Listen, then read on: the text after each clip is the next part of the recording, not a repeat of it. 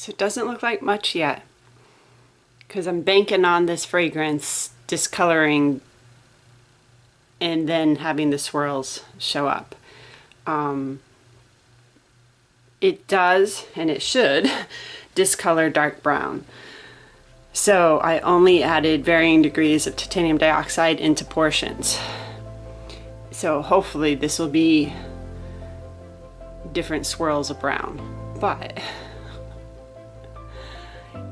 right now, like I said, doesn't look like a whole lot. I will have to come back and show you, and I hope that the swirls are cool looking.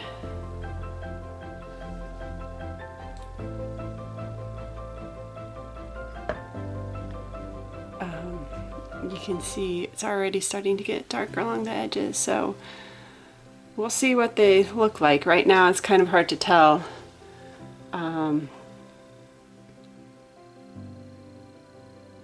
This is a wait and see. I will come back and share some pictures once it darkens up.